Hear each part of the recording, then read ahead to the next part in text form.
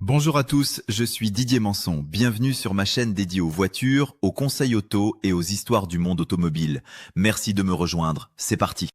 Comment nettoyer la corrosion de la batterie? Ce n'est pas seulement une petite opération de propreté sous le capot, c'est un geste qui peut éviter un démarrage impossible au pire moment, une panne électrique qui semble mystérieuse, ou même le remplacement inutile d'une batterie encore parfaitement utilisable.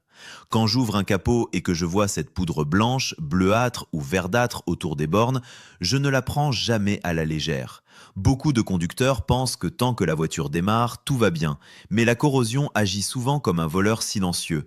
Elle s'installe peu à peu entre la borne de la batterie et la cosse, elle gêne le passage du courant, elle fatigue le démarreur, elle perturbe parfois l'électronique et elle donne l'impression que la batterie est morte alors que le vrai problème est simplement un mauvais contact. Dans cette vidéo, je vais vous expliquer comment je reconnais la corrosion, comment je la nettoie correctement, ce que j'évite absolument de faire et comment je limite son retour parce qu'un nettoyage mal fait peut résoudre le problème pour quelques jours seulement, alors qu'un nettoyage bien fait peut redonner à toute l'installation électrique un fonctionnement beaucoup plus fiable. Quand je parle de corrosion de la batterie, je parle le plus souvent de ce dépôt qui apparaît autour des bornes, sur les cosses, parfois sur la bride de maintien ou sur le bac de batterie. Il peut être sec, poudreux, collant, blanc, vert, bleu ou légèrement gris selon les matériaux, l'humidité, les vapeurs acides et l'état des connexions. Sur une voiture, la batterie n'est pas seulement un réservoir d'électricité pour démarrer le moteur. Elle stabilise aussi une partie de l'alimentation électrique.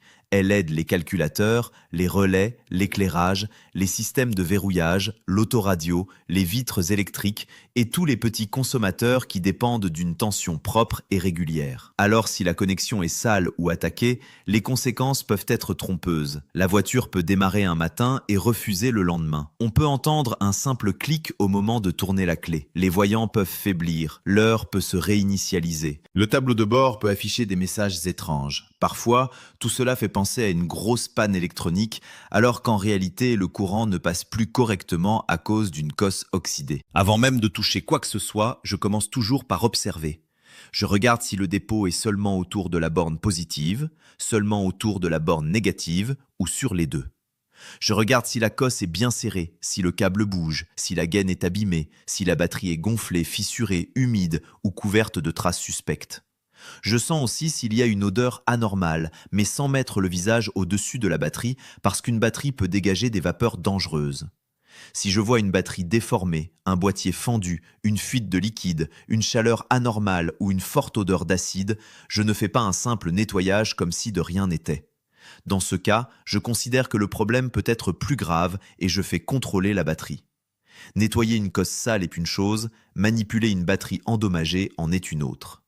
Ce détail est important, parce que le bon diagnostic commence avant le chiffon et la brosse. On ne nettoie pas pour cacher un symptôme, on nettoie pour rétablir un contact propre, après avoir vérifié qu'il n'y a pas de danger évident. Je travaille toujours moteur coupé, contact coupé, clé éloignée du véhicule quand c'est possible, et avec un minimum de protection.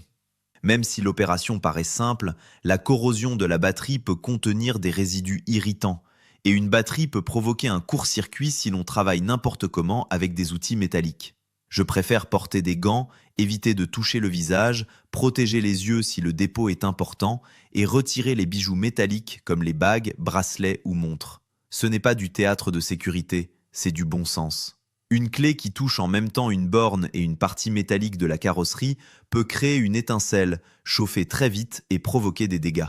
Je prépare donc mon espace avant de commencer. Je veux voir clairement ce que je fais, je veux avoir de la place et je veux éviter que des résidus tombent partout dans le compartiment moteur. Quand je peux, je mets un chiffon autour de la zone pour récupérer les dépôts, sans boucher les éventuelles ventilations de la batterie, ni coincer quoi que ce soit dans une courroie ou un élément mobile. La règle qui me guide au moment de débrancher est simple.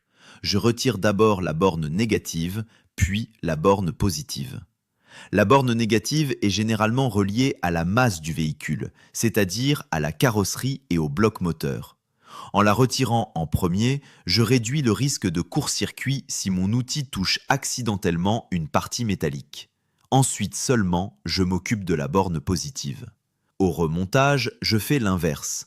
Je remets d'abord la borne positive, puis la borne négative. Je le dis parce que beaucoup de problèmes arrivent à cause d'une manipulation trop rapide. Je ne force pas sur les cosses comme si je voulais arracher quelque chose. Si elles sont collées par la corrosion, je les desserre correctement et je les fais bouger doucement.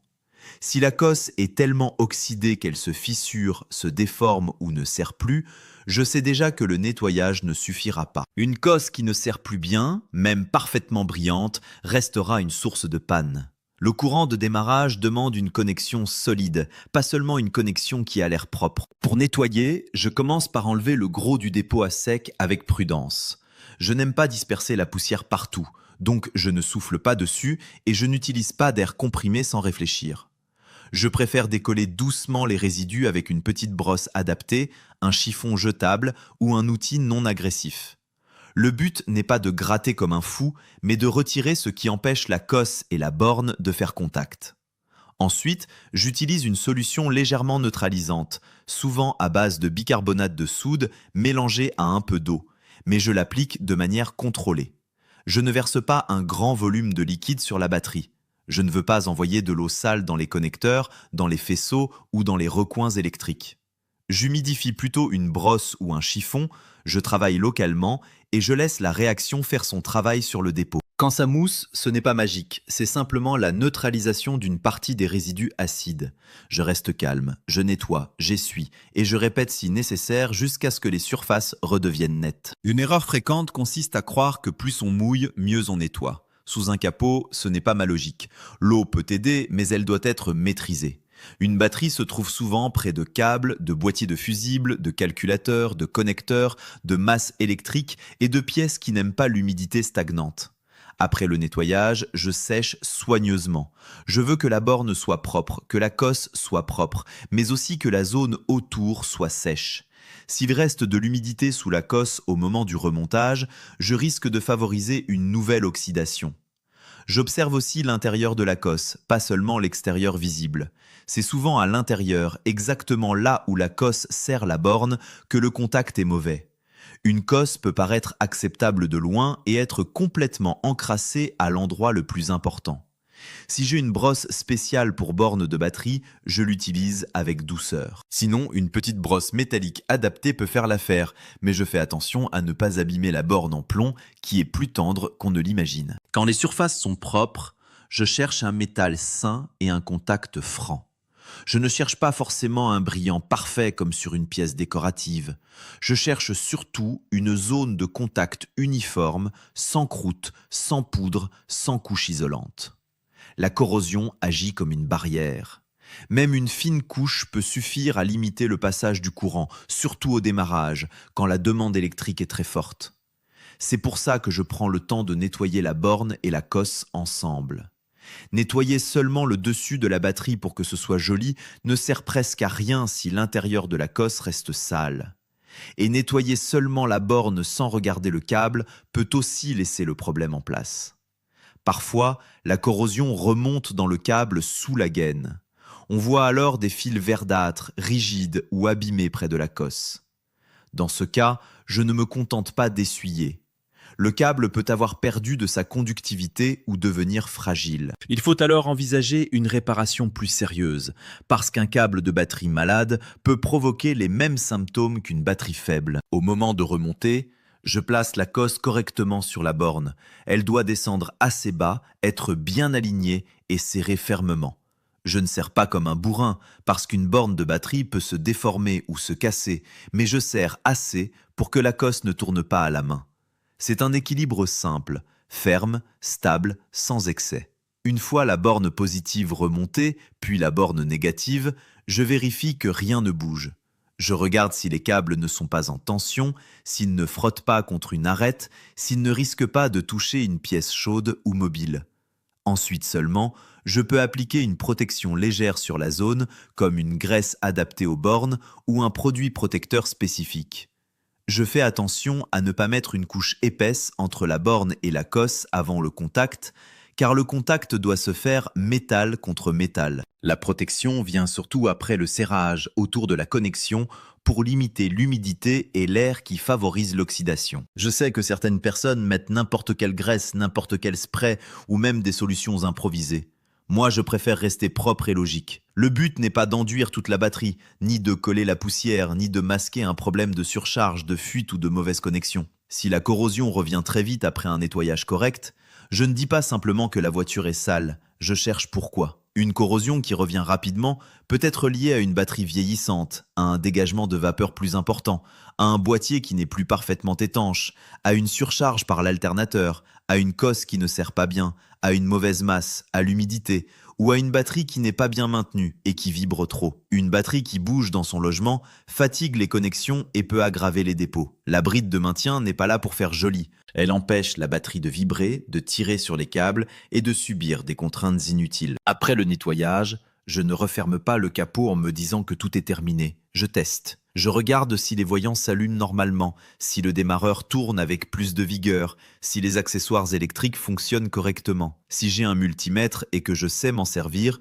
je peux vérifier la tension de la batterie moteur arrêtée, puis moteur tournant, pour avoir une première idée de la charge. Je ne transforme pas cela en diagnostic complet si je n'ai pas les connaissances, mais une tension très basse moteur arrêté ou une tension de charge anormale moteur tournant peut orienter la suite. Une batterie peut être propre et pourtant trop faible. Un alternateur peut charger mal et provoquer des problèmes répétés. Une cosse peut être propre, mais un câble de masse peut être oxydé plus loin, côté carrosserie ou moteur. C'est pour cela que je vois le nettoyage comme une étape importante, mais pas comme une baguette magique. Si les symptômes continuent, je poursuis la logique au lieu d'accuser la première pièce visible. Il y a des signes qui me font penser que la corrosion de la batterie a déjà perturbé le véhicule. Si la voiture démarre difficilement, surtout le matin, si le démarreur semble tourner lentement, si j'entends des clics rapides, si les phares baissent fortement au démarrage, si les vitres électriques deviennent lentes, si l'autoradio se coupe, si les réglages se remettent à zéro ou si des messages d'erreur apparaissent sans explication claire, je regarde très vite les bornes. Bien sûr, tous ces signes peuvent avoir d'autres causes, mais les connexions de batterie font partie des premières choses à vérifier parce qu'elles sont accessibles et essentielles. Une voiture moderne peut devenir très capricieuse avec une alimentation instable. Des calculateurs sensibles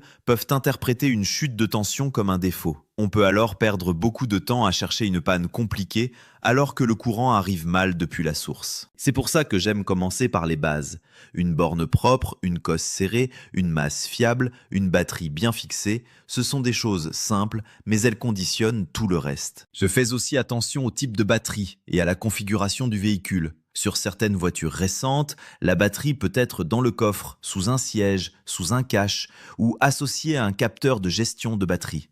Sur les véhicules équipés d'un système stop and start, les batteries AGM ou EFB ne se manipulent pas toujours exactement comme les anciennes batteries classiques. Sur les véhicules hybrides ou électriques, il peut y avoir une batterie 12 volts en plus du système haute tension, et je ne confonds jamais les deux univers. Le nettoyage des bornes de la batterie 12 volts peut rester une opération simple si elle est accessible, mais je ne m'aventure pas dans les zones haute tension, les câbles orange ou les composants spécifiques. Quand je ne suis pas sûr, je préfère m'arrêter. Ce n'est pas une question de courage, c'est une question de sécurité. La mécanique moderne demande parfois de savoir exactement où commence et où s'arrête ce qu'on peut faire soi-même. Un autre point que je trouve important, c'est la mémoire électronique de la voiture. Sur certains véhicules, débrancher la batterie peut remettre à zéro l'horloge, les vitres automatiques, l'autoradio, certains réglages ou provoquer des adaptations à refaire. Parfois, il faut un code autoradio. Parfois, il faut réinitialiser une vitre. Parfois, le ralenti se réadapte après quelques kilomètres. Ce n'est pas forcément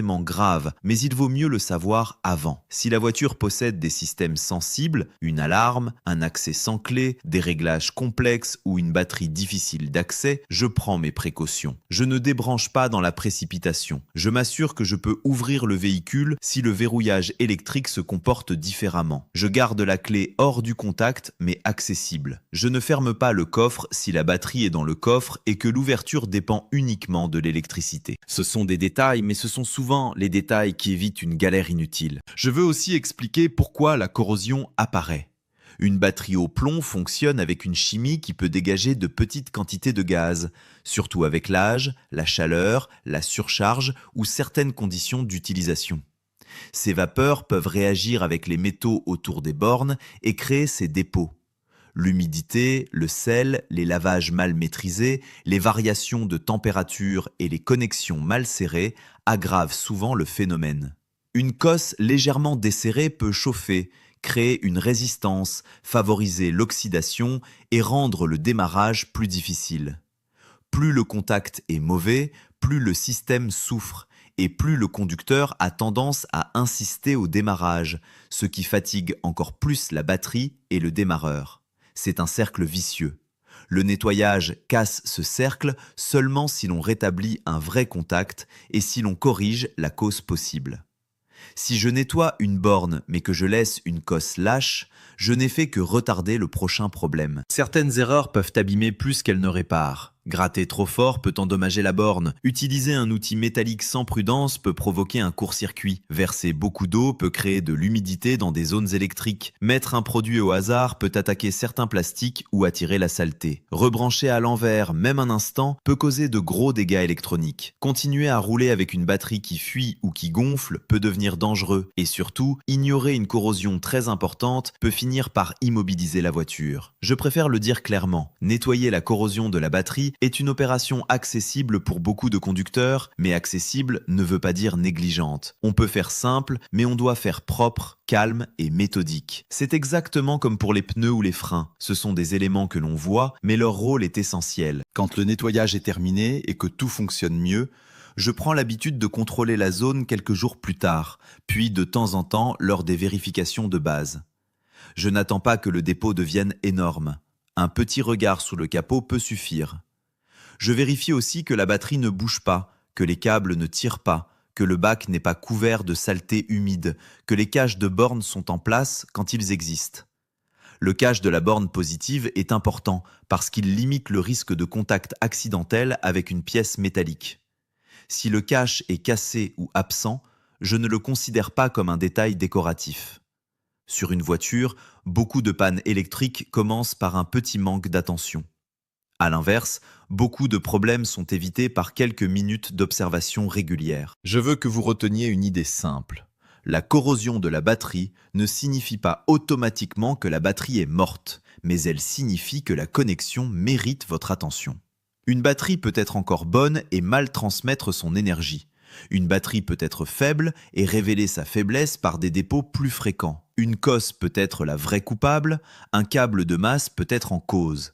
C'est pour ça que je ne conclus jamais trop vite. Je nettoie, je remonte correctement, je teste, puis j'observe si le problème revient. Si tout redevient normal et reste normal, j'ai probablement réglé un mauvais contact. Si la corrosion revient rapidement ou si les symptômes persistent, je vais plus loin. Je contrôle la batterie, le circuit de charge, les masses et l'état des câbles. Cette approche évite de remplacer une batterie à l'aveugle, mais elle évite aussi de garder une batterie défectueuse trop longtemps. Au final, comment nettoyer la corrosion de la batterie, c'est apprendre à traiter une petite zone du véhicule qui a une grande influence sur tout le reste.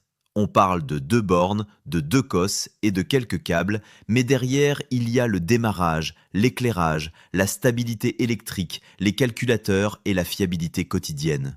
Une voiture qui ne démarre pas devant la maison, devant le travail ou sur un parking ne prévient pas toujours longtemps à l'avance. Parfois, elle avait pourtant laissé un indice, un démarrage plus lent, une poudre blanche sur la borne, une cosse qui bougeait, un voyant qui vacillait. Si vous apprenez à repérer ces signes, à nettoyer proprement et à protéger correctement les connexions, vous gagnez en autonomie et en tranquillité. Vous n'avez pas besoin de devenir mécanicien professionnel pour comprendre que le courant doit passer par des surfaces propres, serrées et stables. Et la prochaine fois que vous verrez cette corrosion autour de la batterie, vous saurez quoi regarder, quoi faire, quoi éviter.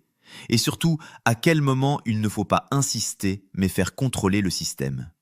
Une batterie bien connectée, c'est souvent un démarrage plus sûr, une électronique plus stable et une voiture qui vous laisse beaucoup moins de mauvaises surprises.